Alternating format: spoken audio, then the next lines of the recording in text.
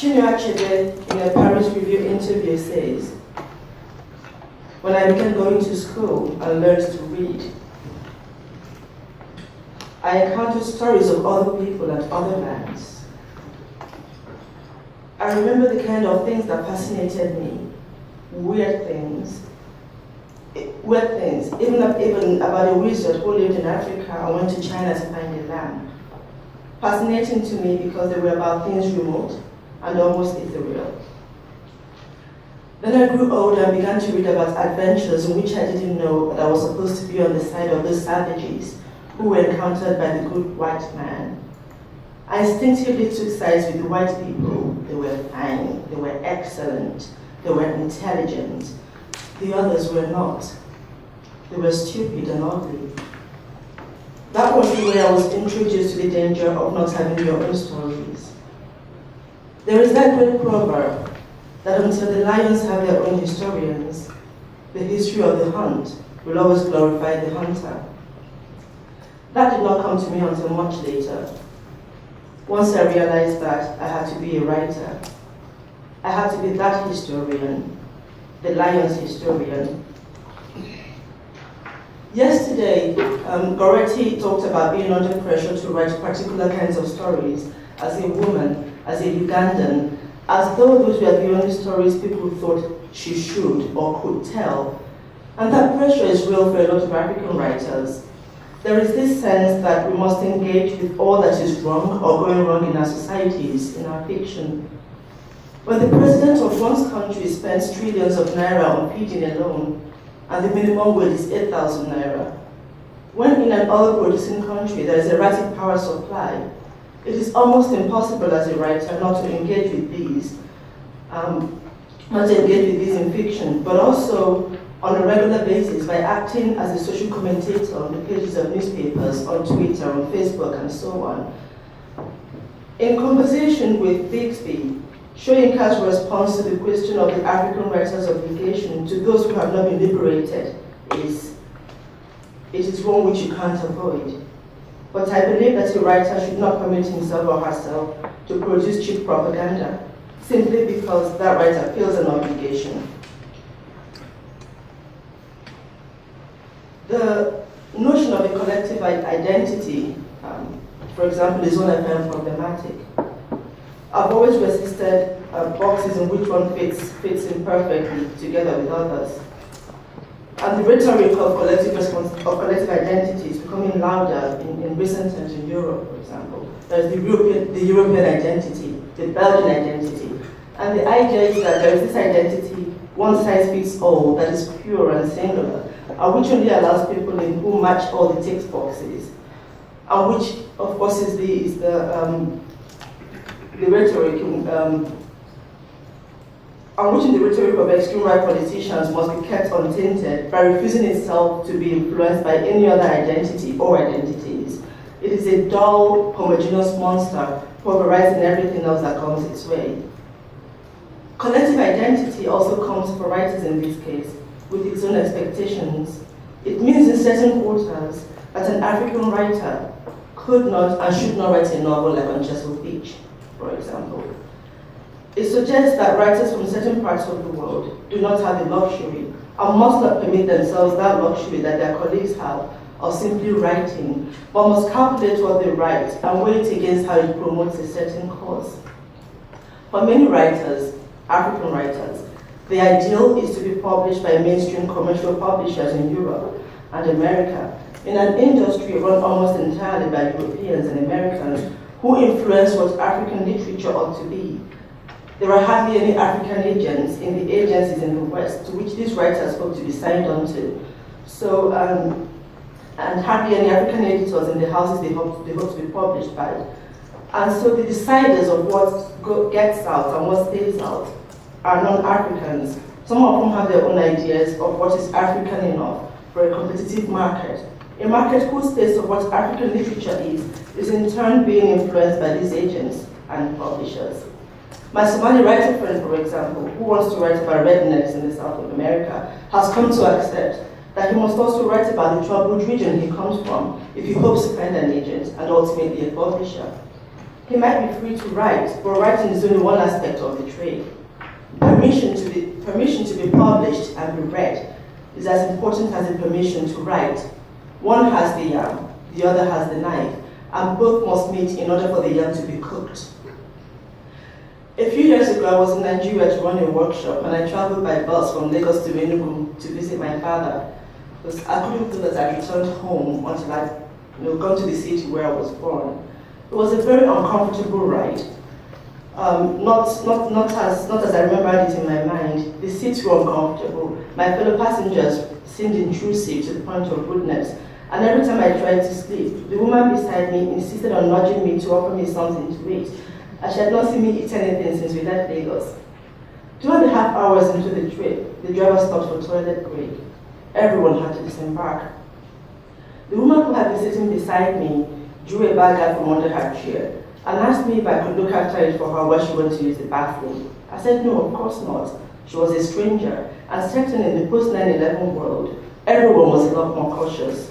I was shocked she would ask. She would ask me to look after her bag. Did she think I was a fool? But a very curious thing happened. She turned to someone and said quite loudly that I refused to look after her bag. Within seconds, tens of people whom I didn't know had offered to babysit her bag. She was spoiled for choice.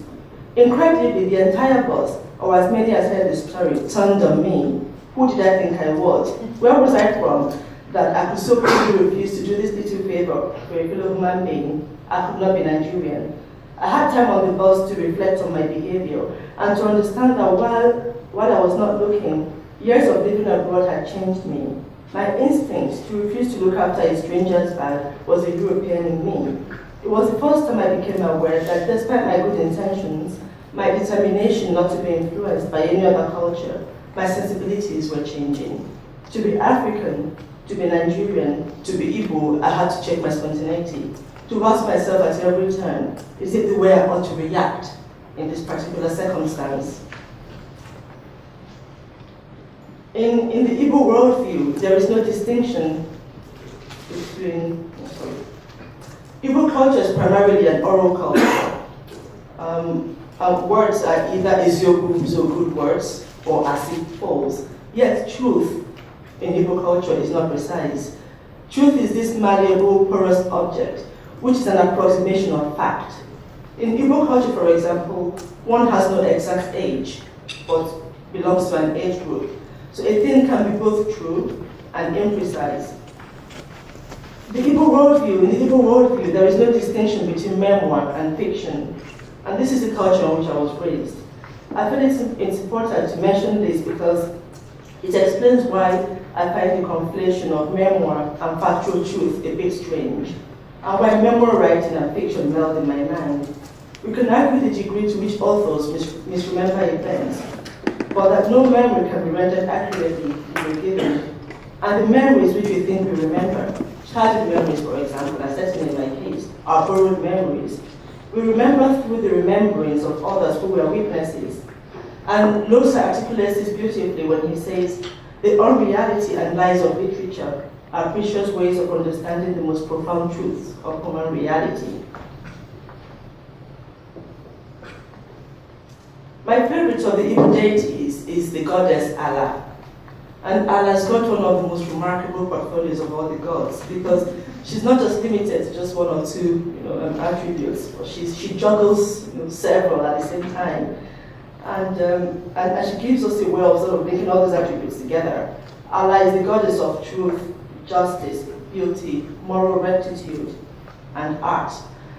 I'd like to sidestep the truth is beauty formulation and propose a few questions for us to ponder on. Can beauty live in the absence of justice?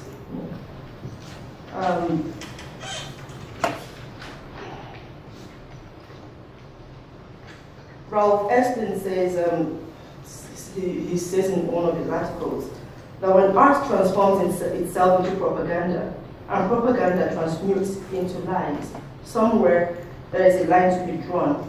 Truth matters more than men, more than art, science, spirit, inspiration, comfort, hope, and fear. Truth matters more than anything we create. no matter how wonderful.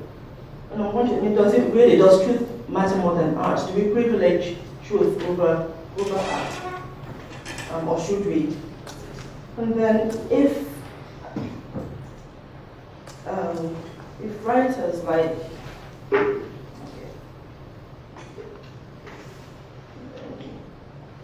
so the third question I'd like us to ponder on is on the question of art and morality. Can a aesthetic rationale of art be so compelling as to override its moral concerns? And I'm thinking recently in Belgium, a Congolese writer called for the ban of the Hergé's cartoon or comic Tantan in the Congo because of its racist overtones. And there's a lot of arguments about this. Should we,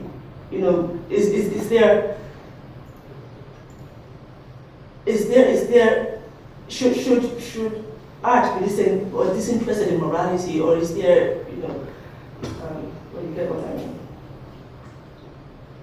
And then I had a fourth question somewhere. If writers like Achebe, Shoinka, Habila, Lusa, and even some in present company feel that as writers, they must not only be the Lions historians, but also engage with the political in a very direct way.